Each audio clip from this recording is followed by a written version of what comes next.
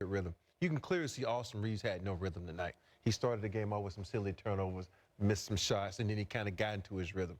This whole team looked like they had been off for like 10 days. Yeah. And to me, sometimes, you talk about how they practice. You got to practice hard. I know he said he did a training camp type of practice. You got to keep that rhythm.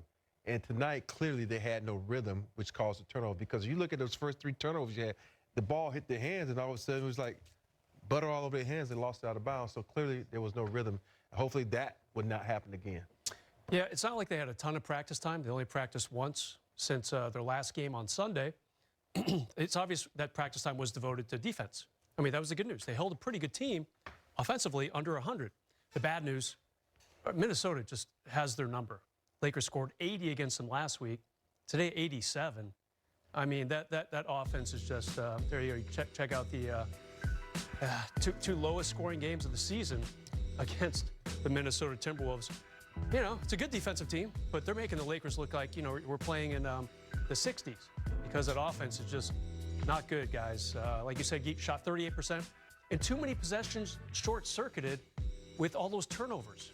It's just, they got to work on the offense. They're going to have a similar stretch next week with 3 days off, potentially. Got to work on that offense, period. Yeah, I mean, guys were in there on Tuesday working out, but Wednesday was their one day of practice. Where they went hard and, listen, needed the rest, but it looked like the T-Wolves were a little bit rusty as well.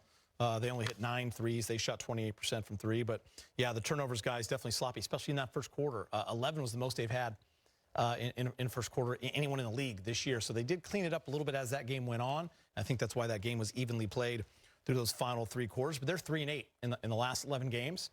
You get Rui and D'Lo to struggle a little bit from the field, 6 of 23. AR returns. What do you want to start with, Big Game? That little pack. I agree with Rob.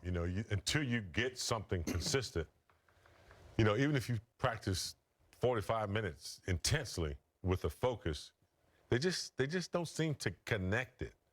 When you turn the ball over like that, and some of them were just non-forced turnover.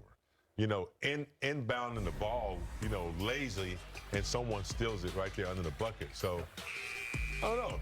I think they need to have a meeting of the minds and have a conversation first, and then decide on how they want to play and focus on 1 or 2 things. 1, not turn the ball over. 2, obviously defense has been pretty good, but they got to figure out how to execute and get plays and who they're going to go to. I think if you're going to run it through AD, you've been saying that, then you got to run it through him. And that's my take on it. Yeah, they went a little more defensive-minded, starting Gabe and Max. Max had a good game offensively as well. He had 15 points, 5 of 9, so he did a really nice job getting that start. Gabe as well got the start. Listen, when LeBron's, if LeBron's there, it'll look better. There's your triple-double or your 20, whatever he wants to get. Does he want to get 25 that night, or does he want to get 20? So when he's not there, you got to find those other scorers, Rob, and they just weren't able to do it tonight. Ball just didn't go in the hoop. Yeah, it didn't go in the hoop. They got some good looks there. I thought they were getting looks. They got good looks. They didn't knock them down, and that comes to rhythm. I said something about that a little bit earlier. To me, you got to, when you're not in rhythm, and Brez loves for these shoot threes, but you have no rhythm, you got to go downhill. You got to go to the basket. And if you look at Ant-Man. Ant-Man had no rhythm tonight from 3, but he was going to the basket, trying to get easy buckets. And this team doesn't, outside of LeBron and Rui, they have nobody that's just going to put their head down and go to the basket, because nobody has the size enough and the strength enough to rise up over those guys. AR can do it sometimes, but tonight his rhythm was off. And then AD, I know he was like trying to pull Rudy Gobert from the basket because he's a great rim protector, but sometimes still you need to challenge these guys and hope that you can get a foul call. Yeah, when they beat Portland like 6 months ago, whenever the last game was, Rui played well, D'Lo played well. Not the case tonight. D'Lo, we talked a lot about him on the pregame show. Early foul trouble. Foul trouble, 3 fouls in the first half. He was 2 for 10. Rob, there's your rhythm that just wasn't there. And Rui, 4 for 13 tonight. So if LeBron's not playing, and if you're going to short-circuit yourself possessions with 22 turnovers, you got to shoot better than 38% on the few possessions you do have. And those 2 guys just couldn't make shots tonight. It's that simple. Yeah, he definitely, let's talk Austin Reaves. He definitely didn't have his rhythm early on, had those turnovers, but he did settle in big game. It's just nice to have him back. I mean, in those 5 games that he missed, it just was so glaring to not have Austin Reaves and what he brings to this team. He ended up with 18 points, 6 assists, 5 rebounds. Yeah, I mean, you expect him to be a little rusty. I mean, 5 games with not a lot of practice time. And a headband. He had a headband. After that tough spill, he was just a little rusty. So, but he played hard, but just didn't have his full capacity after being out. Like Rob said, his rhythm was really off. Problem for the Lakers, Rob? Look at their next few games. They come back home, good news. They play Memphis on Sunday. That team's tied for second in the West, playing great basketball. After that, you got 2 games at Sacramento. Right now, the Lakers are 10th in the West. Sacramento is 1/2 game behind them. So you got to start locking up these games because you don't want to fall out of the play-in tournament. I know it's only mid-December, who cares? But you just want to have a good feeling going to Christmas. Phil Jackson always said, you can attest to this, Rob, Christmas is when you know what you are. We're only 12 days away from that. And the Lakers, they started off like this. Remember when they were 7-0 at home? Everyone was all excited about Dalton Connect making 9 threes in a game, making 6 threes in a game. And they've just slowly gone the wrong way. And you want to try to, reverse that against 3 really good games, 3 really tough games against 2 really good teams coming up. Yeah, to me, it's like it boils down to take advantage of your opportunities at home. What I mean by that is you're at home for so long, get some good practice time in, get some good time where you go over situational points on the game. Like, what are we going to do if the shot clock's running down? What are we going to do ATO? All these things is situational. That is, to me, is so important. And to me, when you have no LeBron, you really have to be locked in. And I don't think they were as locked in because they said, okay, this is Minnesota. We beat them one time. They beat the brakes off us last game. You should really come in motivated. But it wasn't there for some reason. It's like, I think to me, and I know I'm old school, but practice is so important when you have a young team that don't know how to play well together. Can I jump in on that? Because JJ told us Wednesday I was there practicing, and I thought it was interesting, especially this day and age in the NBA. It's tough to get a lot of practices. And he said, we have 6 dates this month, which was actually a lot, considering what the date was a couple days ago, to have real practices. So do you think that can help this team big time moving forward? I know so. I know because if you think about it, look, Cam Reddish, he hasn't knocked down a shot in a long time, but when he was practicing, he was knocking down shots. And then you get back to the basics because the most important thing when you play in basketball is the little things. Yeah. And it's how to come out of a pick and roll, how to defend if you're getting baseline, your rotations. Even tonight, their rotations defensively, one right there. I know they said, we went and perked on practice one time. One time is not enough in the game of basketball. It's repetitive. Everything about basketball is repetitive. That's how you get good. And once you do it, that's how you get great. And this team is doing stuff one time and think it's going to stick. A lot of this goes back to, your upbringing and how you were brought up and the tutelage and the knowledge that you were given as a kid. And it's not there anymore because all these guys don't go to college for 1 year. So it's something that's missing there, and you got to put more thought into it. I talked to a coach, he's going to remain nameless, but he says it's like being in college and high school with these guys because none of them know how to rotate defensively, don't know how to talk because everything has to be taught in college. Now you don't have college. You have to teach it in the pros, which is kind of confusing to a lot of guys. Even though AD only did 1 year, but he's a vet and he knows it. But if you look at really, the guys who've been in the league. Yeah, if you really look at this team, it's not a lot of experience. Yeah. Great points. All right, well, let's get to the highlights. Lakers in Minnesota with no LeBron.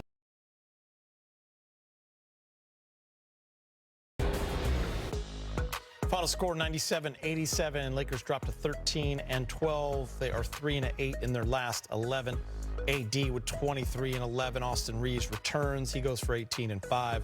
Max Christie gets the start with no LeBron James. 15 points, 5 of 9 from the field. Let's go back to Minnesota. JJ Redick is speaking with Mike Trudell in the media.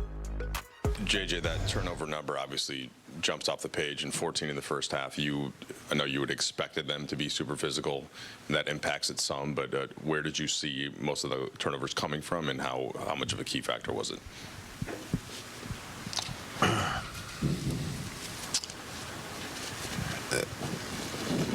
They came in a number of ways.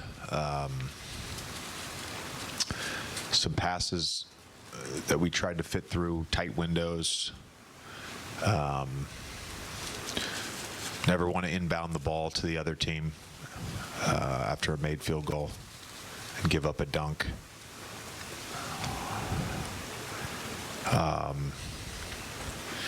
Some of it,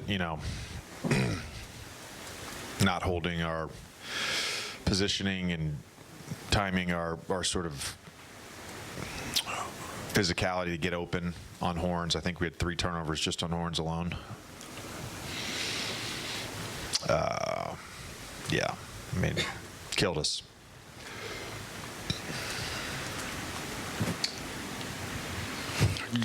We came into tonight talking about the benefits of the rest and the 4 days off from games. How much did you feel that, I guess, unintended consequences, side effects of just rust came back to haunt you guys tonight? I'll give them some credit. That's what they do. And, not only do they have the physical makeup on the perimeter, they know that they can be aggressive because then there's Gobert behind there. So it's a lot of it is, their team. But overall, though, we were able to generate some great looks from 3. Just feels like we were can't really get into that rhythm from behind the arc, and another game where we shoot some good threes and just can't knock them down. Is there anything that can be done about that? I mean, D'Lo had a wide open corner 3 with a chance to cut it late. Dalton badly missed a wide open 3. I mean, is there anything that can be done about this, or is it simply just keep creating the shots? Yeah, I think you have to trust the process of running good offense and getting good looks, and trust that those shots will, in the aggregate, go in more.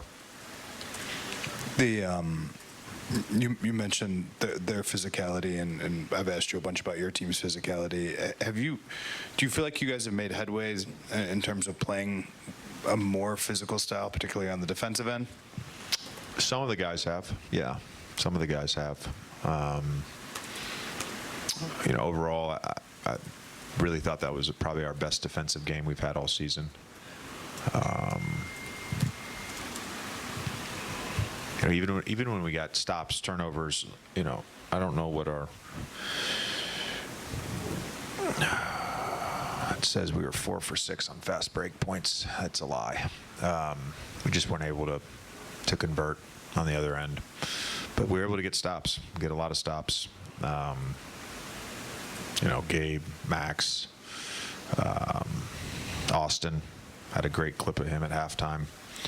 I think their physicality, Rui, their physicality is good right now.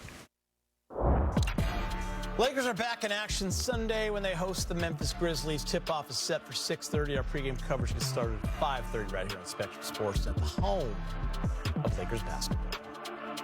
We've got more to come. No LeBron for second straight game, and the Lakers fall to the T-Wolves 97-87. More post-game reaction from Minnesota on the way. Access Sports.